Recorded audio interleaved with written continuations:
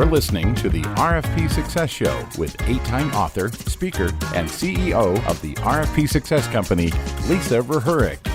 Tune in each episode to learn what today's capture and RFP teams are doing to increase their win percentages by up to 20, 30, and even 50%, and meet the industry trailblazers that are getting it right. Let's get started. Hello, everybody, and welcome to the RFP Success Show. I am Lisa REHUREK, your host and CEO and founder of the RFP Success Company. And we have a super fantastic topic today, all about editorial peer review. And our magical editorial peer reviewer that we use on all of our RFPs is Jana Burge. She is owner, founder of J&R Consulting, LLC. And again, editorial peer review master. So Jana, welcome to the RFP Success Show. Thank you, Lisa. It's nice to be called a master by the master of RFPs. Nice. Thank you. I actually, in all honesty, I've worked with Jana for a really long time. We used to work in corporate America together, and she was fantastic back then. And I'm thrilled that she does a lot of work for our team now. Jana, tell our audience a little bit about how you got started in this kind of work and a little bit more about your background. Honestly, Lisa, I come by this naturally. Ever since I was a child, all of my former books, I would take my little red pen and correct my library books, school books. It just irritated me if there was a mistake. I kind of fell into it, to be honest with you. It was something that I was able to do. It never occurred to me that this could be a career, but in each of my jobs, it was something that was recognized and so developed more and more. And then honestly, when I worked with you 21 years ago, let's not admit how long that was. Exactly. You taught me so much about the RFP process, and I do attribute you to honing my skills in quite a bit more to the perfectionism of it. Yeah. Well, so thank you for that. Definitely. Well, thank you. And thank you. But it is something I just do naturally. Yeah. Well, I've been able to parlay that into a career. Well, and you're so good at it. And the interesting thing is I feel like there's a unique talent to it when it comes to RFPs, right? There's one thing, we're doing letters and even maybe some reports and all of that, but an RFP is generally a heck of a lot longer than anything else. And there's some consistency pieces, and we're going to get into some of this, but I do think that there's a unique talent when you can do it for RFPs, and you've definitely figured out that formula for sure. Definitely. Well, you have to read the actual RFP. It isn't a matter of, here's some words and I'm going to read this. Is the font the correct size that they have requested? Are the margins, they have so many. Normally, if you get a report from your company, it's already set up in your company's template. But with an RFP, each one is going to be different. And so you have to be thinking about, what does the intended target, what are they looking for, and have I delivered that? Yeah, it's such a great point. A lot of times people will come to us and they'll say, that's okay, we've got editorial peer review covered, we've got that covered, and then they don't even remotely have it covered, right? Because they don't know all of the pieces of the puzzle. But let's kick off with this question. What do you think the biggest misconception is, or are, there's multiple of them, when it comes to editorial peer review?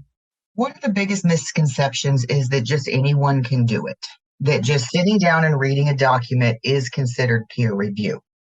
And one of the issues with that is most people read with their brains and not their eyes. And what I mean by that is, when we read with our brain, we can take a paragraph that has every word that's misspelled, and our brain will automatically figure it out, and we can read the entire paragraph without faltering. But when you read with your eyes, you look at every letter and every word in the sentence, every word in the paragraph, making sure it pertains back to the subject.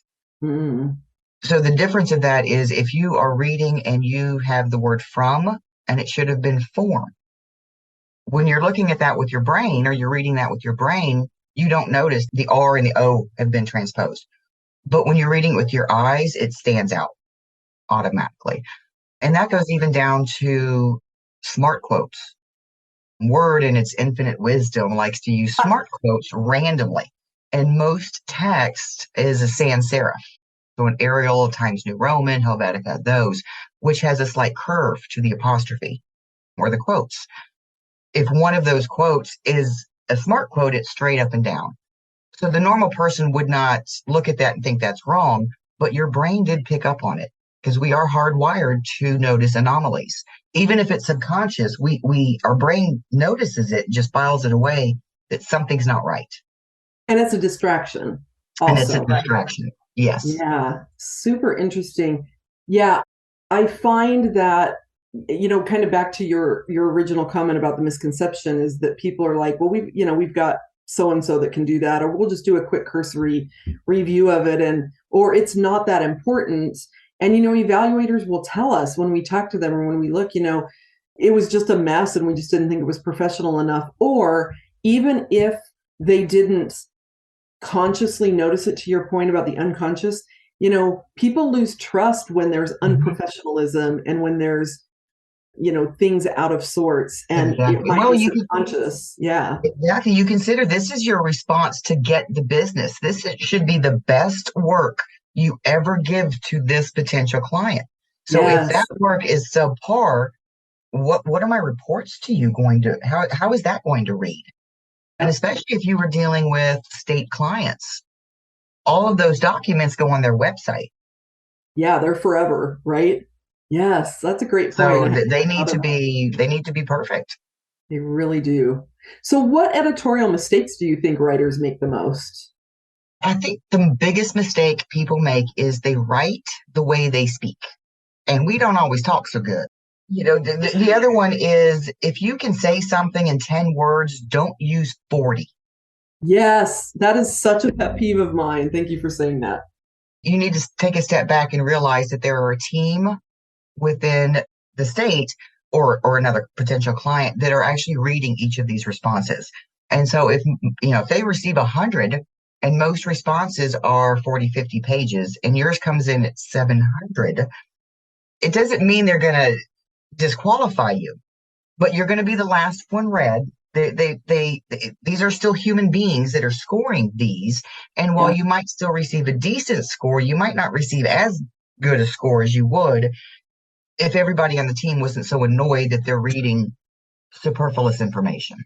It's true. And I say that a lot too, that, there's a human being on the other end of this. And, even if they're only reviewing 3 or 5 responses that are 100, 200 pages, that's a lot of stuff to be reading, even when it's interesting. And I'm going to tell you, most of it's not that exciting, right? This is not a compelling draw you in story. It tends to be very technical stuff.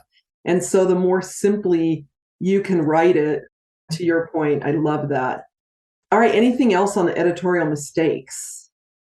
Well, and this may be, I don't know if this is a mistake or if it's a personal pet peeve of mine, but if you're writing a sentence and you start with, Lisa went to the store, and then you have a paragraph in parentheses, and then you just end it, you've missed not only have you lost your train of thought and your reader has lost their train of thought, but you've probably missed the result because there was so much information that was in the parentheses. Put footnotes. Footnotes are great. If it's just a little side note, and then they can come back and read it at their leisure. Because if it's in the middle of 2 commas or if it is in a parentheses, it's an afterthought. It's not germane to the situation. Yeah, that's a great point. Yeah. What a great thought. I've never even thought about that, but I agree with you because it's true. It's not germane to the conversation, but it's important to note. And if it is germane to the conversation, it shouldn't be in parentheses or should exactly. It should have been part of a full-on part of the sentence. Yeah, absolutely. What a great tip. That's a super good tip. Okay, so when we're talking about editorial peer review, we've been talking about, not just anybody can pick this up and do it. What are your top handful of things that you automatically look for at the onset of editorial peer review? Or y'all are going to start hearing me say EPR because it's just quicker abbreviation for that. So what are those things that you automatically look for when you kick off your EPR? Fix formatting first. The 3 F's. When you're reading a document, if it's just all over the place, your bullets are over here, they're over there, it's inconsistent, it is distracting as you're trying to read. And so your eyes are not going to pick up on an error. They're going to pick up on the fact that this just does not look very well. So go in, fix the formatting, and then you have a nice, smooth read as you go. I love that tip. Let me just digress here real quick. That is such a great tip because I know when I've gone through and done that, I totally get sidetracked with formatting. And then you think you're doing both at the same time, but you're really not. Great tip. You can also miss an entire page because you fixed the formatting down to page 2, but you forgot that you stopped reading at page, half of page 1. So you can actually miss a lot. One of the other biggest tips that I can give is to be kind with your comments and with your changes, because we always have to remember, if I change something you wrote, I'm in essence telling you that you've made a mistake. There's a right way and there's a wrong way to let you know that. So I always tell people, if you're putting comments, be inclusive. Can we word it this way? Can we usually not, you did this, or this doesn't make sense the way you wrote it. Come in and say, I'm not making sense of this, or this doesn't make sense to me, just to me. Maybe it's just the way I'm reading it. Can we word it this way? Yeah. And so just keep in mind, someone's ego has gone into what they have written. Yep, it's true. So take care of that ego. Yeah, that's a really, really great point. I tend to be very direct in my feedback when I'm doing a strategic review, very direct, and it can be off-putting to people because they'll be like defensive, right? I like that approach of, can we do this? Or might I suggest this or something a little bit nicer? And don't overcorrect. If it's a personal opinion of yours of how something should read, that's your personal opinion. You can put a comment and make a suggestion, that's fine. But don't change something just for the sake of changing it. Right. Like take kind of your personal preferences out of it and keep it to kind of the professional editorial side. And, the other thing that I want to point out that as we were talking about formatting, so editorial peer review is not just checking for spelling errors, right? It is checking for, making sure all the formatting is good, making sure that all the requirements of the format are met. Page limits, margin limits, font size, which you mentioned earlier. So all of that encompasses editorial peer review. Super important for somebody to understand all of those pieces of the puzzle. All right, so we talked about some of the things that you automatically look for. What are some of your top tips and tricks, which might kind of be along the same line, but do you have anything for somebody that's out there doing editorial peer, any good tips and tricks that we can share? We've already shared a couple, but anything more? Pay attention to consistency. And I hound this on folks.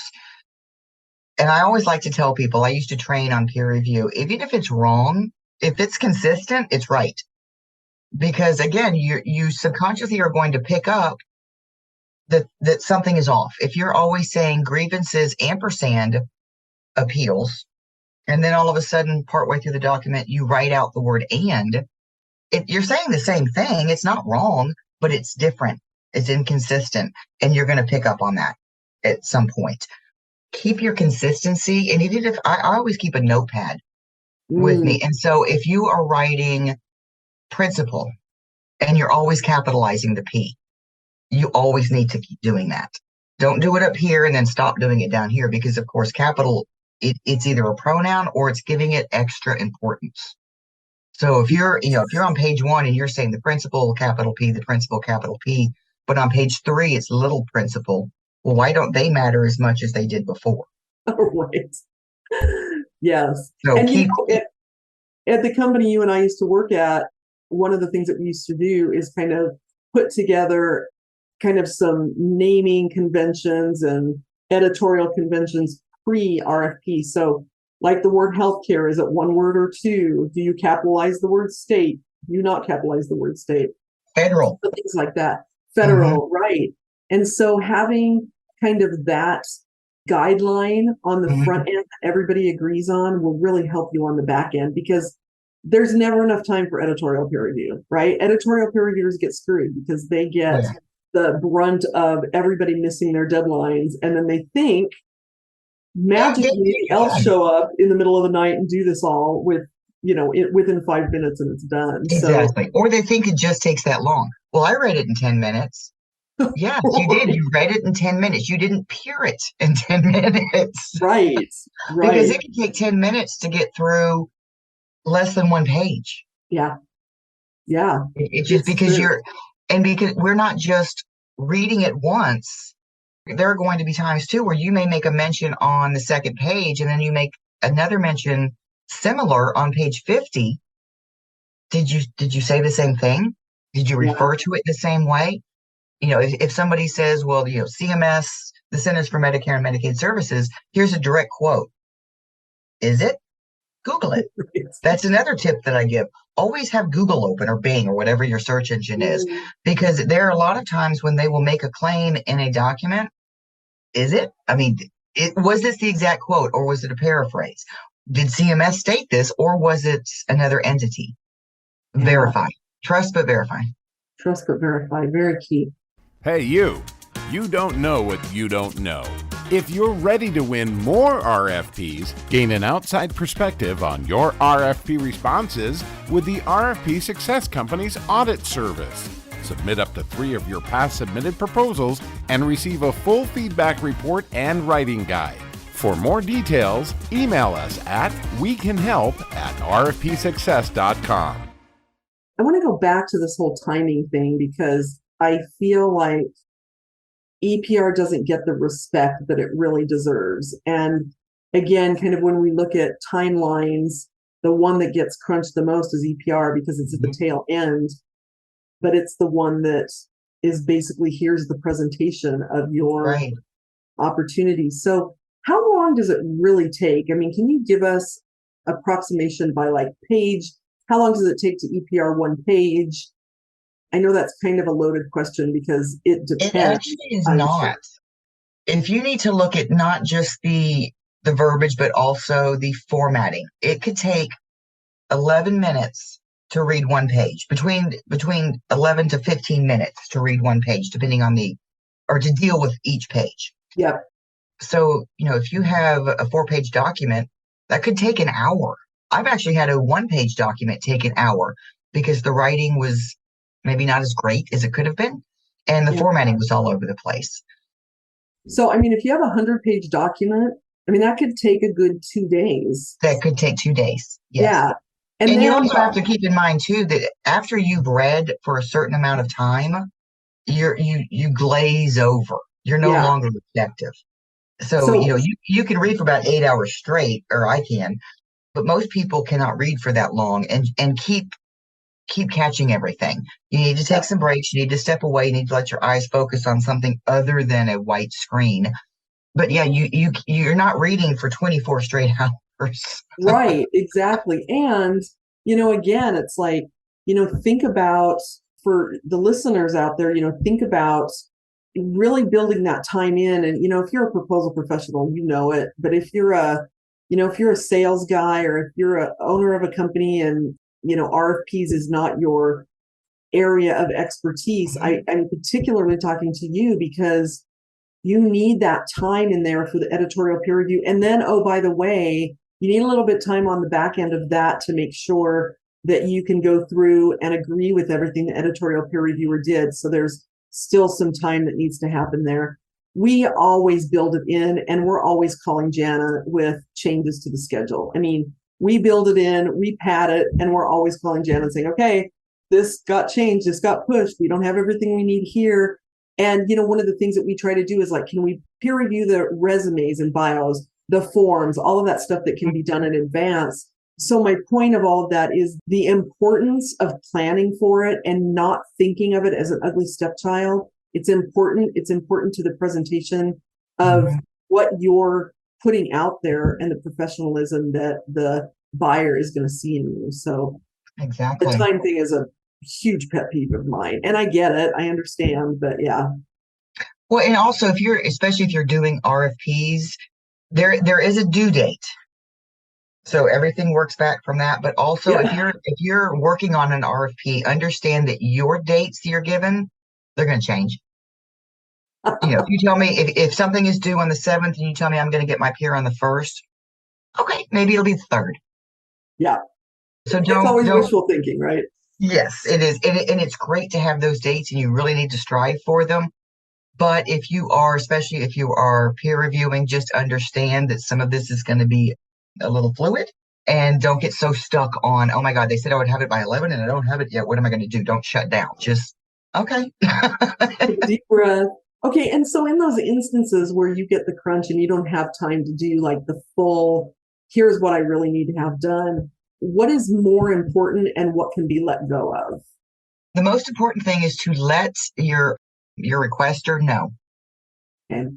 So that they're not expecting a full-blown peer. So let them know, and then I call it looking for the big chunks. I'm going to make sure that my company's name is correct. My potential client's name is correct. I'm going to make sure that at least it looks uniform. Okay. Definitely run a spell check. And then you may have to do it in a skim, which means you probably are going to miss some things. But if you are a true peer reviewer, mistakes jump out at you. Mm-hmm. It's like little explosions to me that go off on the page. Oh my God, the R's in the wrong spot. Oh my God, they didn't put a colon here. Yeah. If this is your natural ability, that will jump out at you. But you may miss some things if you're just doing a big chunk look. But you still at least make sure that it looks attractive. Because if you send off a hot mess and every word is spelled correctly, it's still a hot mess. True. What I like to say is you can serve the most delicious cut of steak on a garbage can lid and it's garbage. Or you can serve McDonald's on fine china and you have a good meal. True. It's the presentation that's the first thing everybody notices. It's the first judgment. I agree. Mm-hmm. They're going to judge you on that. Again, whether it's conscious or subconscious, it's there and it plays into the factors. And again, these are human beings that are scoring it. So if your top score is a 10 and it just kind of looks meh, you might come in at a 7. Yep. Yeah. Even if everything you said is exactly what they need, it was so difficult to get to the point, or it was just the presentation was off, you're going to score lower. Yeah. Yeah. I 100% agree with you there. What do you, I mean, you just mentioned spell check. Are there any other tools that you use other than your fabulous brain? Do you use anything like Grammarly? Do you suggest using the word and grammar check in Word, the spell and grammar check in Word? What kind of tools should people be using? I would definitely use the grammar. I do not always agree with Word's option or suggestions on grammar. Sometimes it's like that's actually wrong, but definitely at least let it point it out to you so that you can double check it. Like I said, I always have Google open. Mm-hmm. Just even if I need to, is it effect with an E? Is it affect with an A? You can put a sentence in. I use Grammarly sometimes. This doesn't sound right to me, but I'm not 100% sure how to fix it. Yeah. You can plunk it into Grammarly and it's, oh yeah, this is the wrong word. I always keep, believe it or not, an actual dictionary. I'm old school. I like to look things up.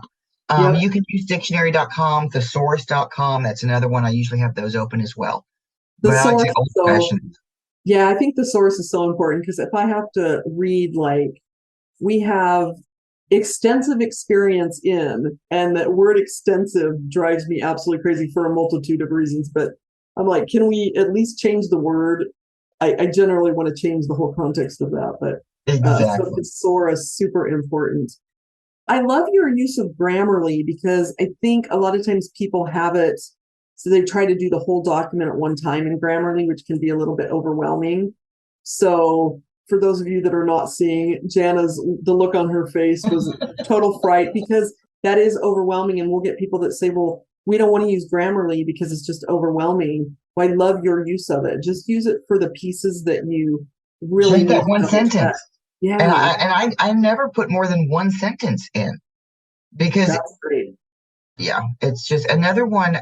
And this goes back to maybe part of a personal pet peeve of mine, but it is part of the writing, is overusing the word that. Ensure that. She said that. If the sentence makes sense without a certain word, remove it. That is filler. We typically do not get paid by the word. So again, go back down to being a little more concise and succinct. And then words such as very, very large. What does that mean? It's like in relation to what? So always when you're writing and when you're peer reviewing, read it from the perspective of the intended target. I know what I want you to know, but this is all new to you. Yep. So if I'm saying, oh yeah, we're very good at this, what does that mean? I have no idea. Yeah, I always tell people, like, write as if you're trying to explain it to your grandmother or your mother, depending on your age, right? Because the simplicity of it, I think, sometimes freaks people out. We are taught somewhere along in life that we have to be fancy schmancy with our words, and we have to pontificate in order for it to sound really professional. And that doesn't do anybody any favors. And back to that conversation we were having about, there being a human being there and them having multitude of these to read, multiple of these to read, then it's so nice when they get something that's very simplistic, but it's hard for the writer. It feels really remedial to the writer because the writers usually, right, definitely a subject matter expert. Dummy it down that much feels really uncomfortable, but that's really the best course of action when we're writing. Well, we forget sometimes just because we know something and it's just second nature to us, it doesn't mean the other person knows that. Yeah, it's so true. And that's why there's a gazillion For Dummies books out there, right? Because I have two on my desk right now. I love it. Oh my God. I love the For Dummies series. Yes, because if we don't know it, which we don't know most things, right? We're dummies in most things if we're not an expert. So we need to be thinking about that when we write, for sure. I love it. All right. So for our listeners that are listening in that are saying, okay, I'm not an expert peer reviewer, how might somebody get better at peer reviewing? What might they do to get their skills up to where they need to be to really be an editorial peer reviewer? The first thing I would do is reach out to someone that does this professionally, like me, because if you're walking into it and you don't know what you don't know, then you don't know what to ask for. But break everything down to each individual word, which, if it's several hundred pages, that is overwhelming. But that is how you need to peer. You need to take each individual word as its own. Is it the right word? Is, from and form? Does your sentence make sense? Does it pertain back to the subject? So you need to look at each individual word instead of just skimming and reading as we usually do, because that's when you go back to your brain, and your brain is going to fix every misspelled word, but your eyes are going to check it. I love your political correctness with for and from. I'm thinking six and sex. Like that's going to show up. It's probably not going to show up in spell check. It might show up in grammar check, but those are the ones that are really horrifying too, right? We've got something, and there's many other. I've seen typos that were full-on curse words that the person just didn't realize, and spell check doesn't catch it because you spelled it right.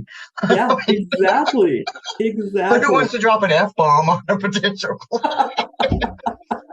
When you were trying to say fickle and you forgot part of the word, and it just, Exactly. That is never fun. Oh gosh. All right. So we were talking about, if somebody really wants to get better at their skills, and I'll tell you, Jana did do some training for one or two of our staff members, and it was fantastic. So we'll be sharing her contact information with you, and it'll be in the show notes. So definitely reach out. If you start to peer, it's hard to turn it off. You're going to peer street signs, menus, your license plates. You will start to peer everything, and you'd be amazed. God, don't even look at the news, but you would be amazed the sheer volume of errors in writing. It's true. Perfect example of that. I received a box that was technically a 1 of 2, and on the box though, it said box 2 of 1. How many thousands of boxes did they have made with that typo on it? Because nobody peer reviewed. Oh, wait a minute. Maybe it's 2 of 2. Yep. Yeah. Interesting. It is really interesting what you start looking for. I don't do it as much as I used to, because I used to do a lot more peer review than I do now. So I've kind of gotten out of that. But it is interesting, and it is interesting kind of the judgments we make, the subconscious judgments that we make, that, again, you just don't want anything that is going to take away from the best score you can possibly get. I mean, sometimes it is neck and neck in those evaluations. So you really don't want to take anything away there. All right, Jana, any other last tips or pieces of advice you want to give to our audience around EPR? have fun with it. Mm. Always walk into it with, okay, I'm going to learn something. It's always RFPs, the responses, there's always something in there to learn, and enjoy it while you're doing it. I love words. I love the written word. Maybe that's why I'm so good at it. Maybe that's why I love doing it, because I enjoy it. So if you Yeah. go into it with the mindset of this is actually fun, I'm getting to make something that looks good and that's going to make someone money. Love You know, that. Yeah. I'll say one of the biggest catches I've ever made was a response for a specific airline. And unfortunately, they used a different airline's name throughout and it was their number one competitor. Oh, And the document they stated, oh, it doesn't need peer. Okay, well, did you want to maybe get the client's name at least right? great. Just a little thing. I've Just a heard little that story too. Here in Phoenix, we have two electric companies, and they're often get RFPs responses with their competitor's name because the company just took an old RFP response and just repurposed it. And guess what? Mhm. Those go straight in the trash. They don't Yeah. even review them. So it's a huge mistake. And I know people listening are like, we would never do that. Never say never. Never Right? say never, and never think that you cannot be disqualified. Yeah. If they 100%. tell you to use 11-point font, and you come in with a 9-point font, they're not even going to open it. They're just going to go, okay, I Yeah. can't see that chunk, and it goes in Yep. the trash. Follow the Follow the rules. They can instructions. tell when you change the margins. They can tell when it's not right. Yeah, when you're trying to cram too much. People do that when they're trying to, like when there's a page limit, people just say, let's just change the margins. And I'm like, you got to be so careful with that. Exactly. I can go through, and I'm sure, Jana, you can do this 10 times better than me, but I can go through and take out those extraneous filler words and drop Yeah. it down by a half a Well, page because of that. here are 2 other tips on that. When they give a font size limit, they're not including their questions. So if your answer needs to be a font 11, their question could be a font size 9 or 10 or somewhere around that. So that can short up a little bit. Another one is you typically put like a 6 points before and after your text. Shore that up just a skosh. Yep.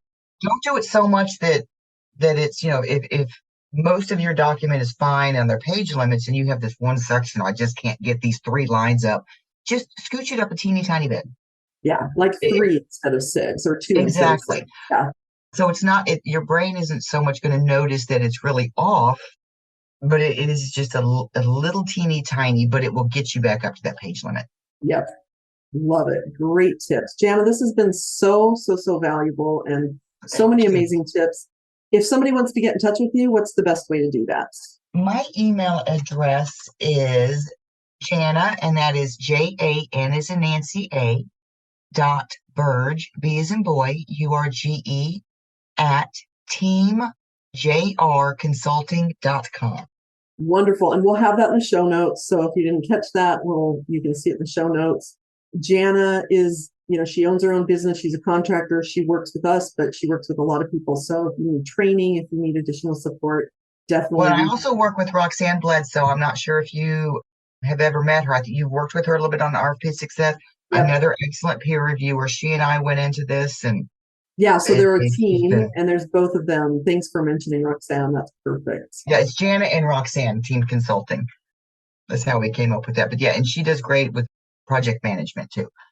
So, and if you wanted to reach out to her, it's Roxanne.Bledsoe, B as in boy, LEDSOE, and then the same extension.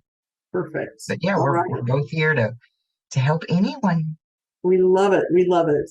Well, Jana, thank you so much for being here. I really appreciate you being. Thank you for having me, Lisa. Like I said, this is an honor. I consider you the master of RFPs. So thank you. And thank you for teaching me what you did. It has been invaluable. Wow. Well, thank you for that. I appreciate it. And yep, this has been fantastic. And I love working with you. So, all right, everybody, we will close this out and stop our little love fest here, which is always fun. But thanks for listening. Thanks for listening in to the RFP Success Show, and we'll see you here again on the next one.